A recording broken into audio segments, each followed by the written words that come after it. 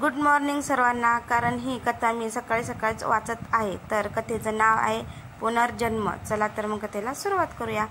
रिंकी, हळूच पडशील. नाही बाबा, माझी मुलगी रिंकी 3 वर्षाची आहे. 6 महिन्यापूर्वी तिची आई वारली. आज आम्ही नवीन घरात राहायला आलोय. रिंकीला हे घर खूप आवडलं आहे. ती खूप खुश आहे. हेच कारण होतं घर बदलण्याचं. त्या घरात रिंकीला तिच्या आईची खूप आठवण यायची. त्यामुळे आम्ही ते घर बदललं. या घरात आता मी आणि माझी मुलगी रिंकी दोघेच आहोत. सगळं काही सुरळीत चाललं होतं. माझी मुलगी ही हळूहळू तिच्या आईच्या आठवणीतून बाहेर येत होती. एके दिवशी, बाबा ती रूम बंद का आहे? आपण बघायची का उघडून? हो, बघू आपण उघडून. मी येतो चाव्या घेऊन. आणि रिंकीचे बाबा चावी आणायला गेले आणि ते लगेच चाव्या घेऊन आले. त्यांनी सगळ्या चाव्या लावून बघितल्या, पण एकही चावी त्या रूमची नव्हती. बाबा, आता बघतो मी, नवीन चावी बनवावी लागेल. रिंकीला खूप इच्छा होती त्या रूममध्ये काय आहे हे बघायची. त्यामुळे मी नवीन चावी बनवून आणली आणि मग मी आणि रिंकी ती रूम उघडायला गेलो. मी ती रूम उघडली आणि आम्ही आत गेलो. त्या खोलीत खूप धूळ होती. बहुतेक बरीच वर्ष ती खोली बंद असावी. त्या खोलीत एक बेड, 2 पत्राच्या पेट्या, एक आरसा होता मोठा. काही पेंटिंग होत्या. जे होतं ते सगळं धुळीने माखलेलं होतं. बाबा, आपण ही रूम स्वच्छ करूयात. मग आम्ही ती रूम साफ करायचं काम चालू केलं. माहीत नाही का, पण मला त्या खोलीत खूप विचित्र वाटत होतं. असं वाटत होतं जसं की माझा जीव गुदमरतोय. काळी धडधडत होतं. पण नंतर मी विचार केला की ही रूम खूप दिवस बंद होती, त्यामुळे ते थोडंसं अशुद्ध वातावरण निर्माण झालं असेल. आणि आम्ही रूम पुसायला सुरुवात केली. त्या पेंटिंग पुसल्या, तो आरसाही पुसून स्वच्छ केला.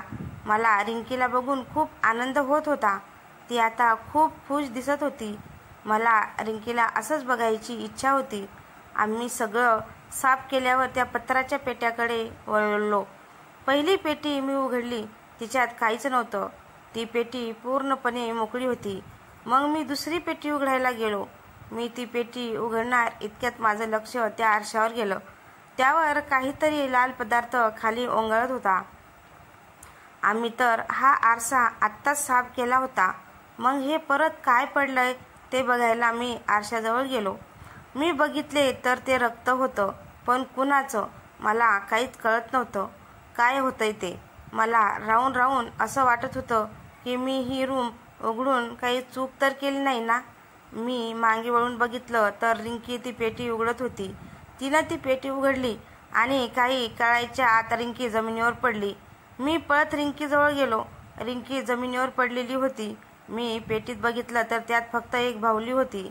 मला आता असं जाणवायला लागलं होतं की रूममध्ये काहीतरी वेगळं घडतंय. मला जाणवत होतं की आम्हा दोघां व्यतिरिक्त सुद्धा रूममध्ये कोणीतरी आहे. मी तशाच अवस्थेत रिंकीला उचललं आणि बाहेर घेऊन आलो.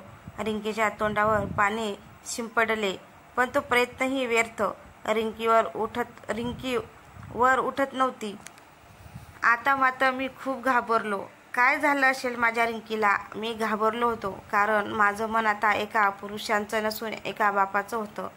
मी लगेच तिला हॉस्पिटलमध्ये घेऊन गेलो. डॉक्टर, काय झालंय? माझी मुलगी बघा कशी शांत पडली आहे. हो, हिला बघा ना काय झालंय ते. माझ्या डोळ्यातून येणारं पाणी डॉक्टरांनी बघितलं. त्यांनी लगेच नर्सला बोलावले आणि रिंकीला ॲडमिट करून घेतले. मी काय करू? मला काहीच कळत नव्हतं. माझ्या मनात हाच प्रश्न निर्माण व्हायचा की रिंकीच्या या अवस्थेला मीच तर जबाबदार नाही ना.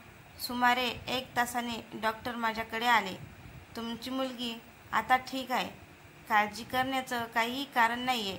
शी इज ऑल राईट.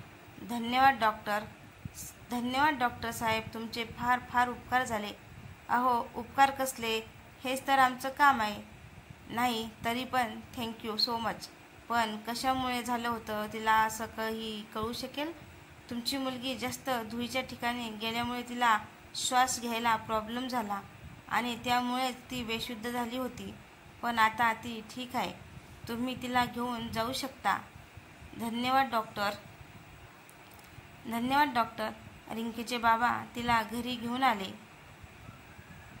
त्या घटनेनंतर त्यांना रिंकीत प्रचंड मोठा बदल जाणवायला लागला.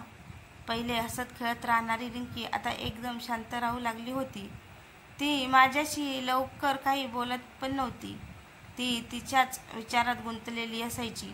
ती वेळेवर जेवणही करत नव्हती. एके रात्री रिंकी आणि तिचे बाबा झोपलेले असताना अचानक रिंकी उठून उभी राहिली आणि दरवाजाच्या दिशेने जाऊ लागली. रिंकी चालत चालत त्याच खोलीत आली जी त्यांनी साफ केली होती आणि रिंकी त्या आरशासमोर जाऊन बसली. तिच्या बाबांना तितक्यात जाग आली आणि ते उठून बघतात तर रिंकी जागेवर नाही. आता ते खूपच घाबरलेले उठून सैरावैरा घरात बाहेर रिंकीला शोधू लागले, पण रिंकी काही सापडेना. मग शेवटी त्यांनी ती बंद रूम बघून यावी म्हणून ते त्या रूममध्ये गेले तर रिंकी तिथेच त्या आरशात बघत बसली होती. रिंकी, रिंकी तू इथे काय करते आणि कशाला आलीस इथं? बाबा मी नाही आले, मला या घेऊन आल्या. कोण घेऊन आलं तुला? रिंकीने आरशात दाखवलं तर आरशात रिंकीच्या चेहऱ्याऐवजी एका भयानक बाईचा चेहरा मला दिसला. तिचा तो चेहरा आणि त्यावरचं ते भयानक स्मित हास्य बघून माझी तर बोलतीच बंद झाली. त्या रूममध्ये सर्वत्र तिच्या भयानक हास्याचा आवाज घुमू लागला. मी हिला घेऊन जाणार माझ्याबरोबर. मी हिला घेऊन जाणार माझ्याबरोबर. मी नाही सोडणार, कोणालाच नाही सोडणार. तर मित्रांनो, तुम्हाला ही कथा कशी वाटली? कथा आवडल्यास लाईक, कमेंट, शेअर करायला विसरू नका. चॅनलवर कोणी नवीन असेल तर चॅनलला सबस्क्राईब करा. भेटूया आपण पुढच्या भागात. तोपर्यंत धन्यवाद.